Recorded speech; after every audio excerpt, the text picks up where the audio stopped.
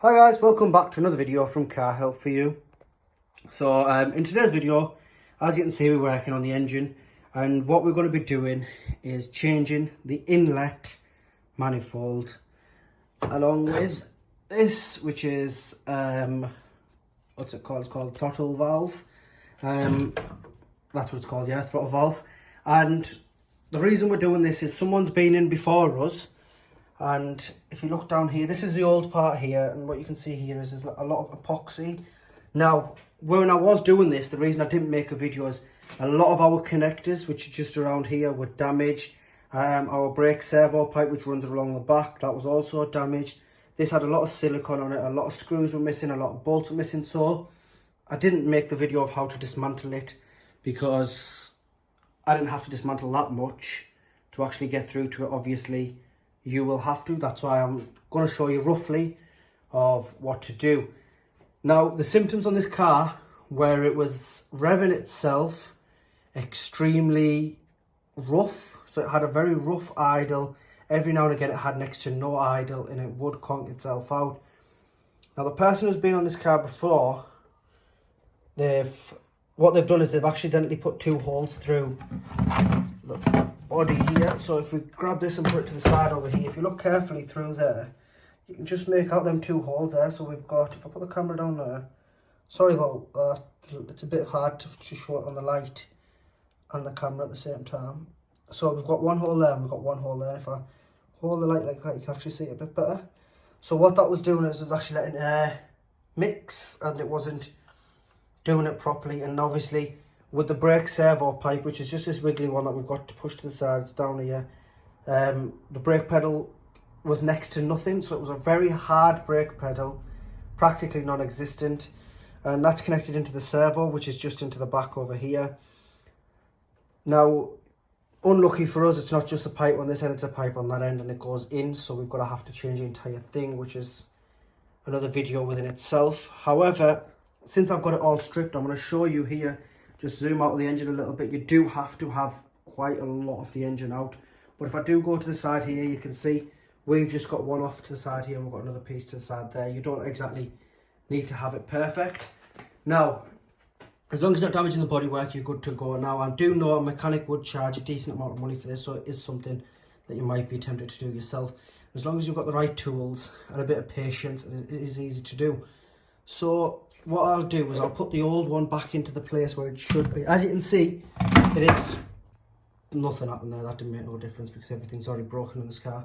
But what it is this one's already stripped, sorry. And the way it goes in is if I spin it round, it will go in. Now, it's hard to do this while I'm holding the camera, so I do apologise. It's a bit of the pipe that you see, that pipe there, and it was putting a bit of pressure on. It doesn't make no difference because that pipe needs to be replaced. So this would just, if I take you down to there, you can see there that all needs to be cleaned. That's horrible. That needs to be cleaned and sorted back out, and it will just sit in the right place, just approximately just on top of it like that there, and screwed in. So it's got a Torx bit into there, two there, two there, and one there, and that is literally all that is holding that in. Now, you do have the throttle here, the throttle body, so this goes in, sorry, my apologies, this is in, if I'm not wrong, like that there. So take your connector off and you take that off. But what you do want to do is try and get, so if we move this old one, the new one out of the way, and we have to be careful with that one because that's what we need. So what you do want to do is you want to be very careful when you start off, because obviously, as you can see, the wiper's been removed just above the glass, or just below the glass. There's one there that's been removed. So what you do is get a 12, this was a 12, so get a 12-inch socket, remove them two, remove the wipers off. Very gently, because they are above the glass, you don't want to smash the glass. Once you've done that, remove the top tray, which goes across here. Again, very lightly, you just got to tug it and it'll come this way because it is just seeped inside of that. So tug it lightly, it'll come forward. Then you've got the bottom one, which is the main one that we need to remove, but we can't remove that without getting the top two out of the way. And that is just held on by a couple of 8mm one there, one there, one there, one there, one there, and one there. So as you can see, I've got mine just lying to the side here. Didn't bother taking the pipes out. It's resting on the engine bay itself. The other one's resting just slightly down there, over there. Got a cloth on the wing so it doesn't damage the swing. So that's that out of the way, which gave us enough clearance. Next, you're going to have an absolute ton load of wires. So what you do is you start in this corner here, just unplug, unplug. So down here, you've got a few cables. You've got one here, one here, one here. Unplug them. You've got a round loom that sits across here. Lift that up nicely. I believe there's one there. There's one there. There's obviously the one on the throttle body, which you must have took away by now. You've got all four that go into the fuel rail. Once you've got them four off, them four are just on by little clips. If you've got a magnet to hand, it might be best because it is a bit tight down there. So what you do is you use a flathead screwdriver, just push them forward and use a magnet to take them out of the way. You don't need to take the fuel rail off completely, but I did, and it definitely made it a lot more easier to access the screws. So why not do it? It will make your life easier. That is again only held in by 2 bolts. So if I just grab the rail,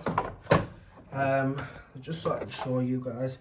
So it's held in by 1 bolt there, 1 bolt there, which on top of here is there and there. And all you've got to do is just go, so you might just go plop, and it'll come out like that.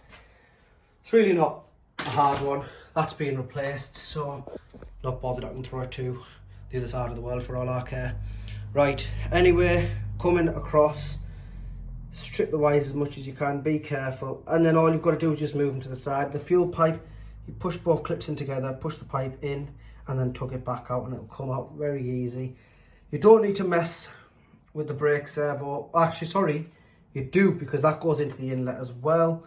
Ours again was broken, unfortunately, so what we need to do is replace that whilst we're underneath here. But what you do is, again, you just push that in and take it back out. If you do damage anything, replace. Do not think about glue or taping or bodging, because we've got connectors underneath here that have been taped.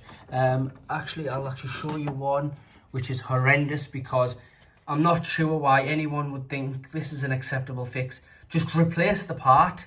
It's really not that much of an issue. Just replace it. Yes, it's cars, things do break, they're brittle. Obviously they're old over time. This is a 13 plate.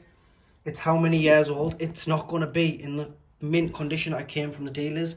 So parts do break. You just have to repair them the proper way. And this is one thing that has really annoyed me on this car, because the amount of, let's call them cowboy bod jobs that has been done is ridiculous. Originally we were thinking it was just the glue for the inlet, but it's not.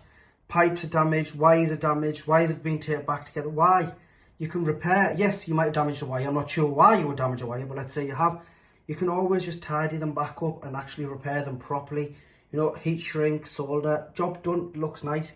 Now I've got to go back and repair all them wires before I can put it back together. So unfortunately, we won't be doing it back together. But before I do end the video, your airbox has obviously gone from here, which is another help. So once I've got it all put back together, what I will definitely do is make another video just to show you of what the end project needs to look like, so it gives you a rough idea. And I did disconnect the wipers up there, as you can see. There was what it was if I disconnected it, it was easier to get to that bolt there. So I did disconnect that. Now I'm going to start putting it all back together. Once it's back together, I'll show you guys in another video. So I'll be back in a few seconds.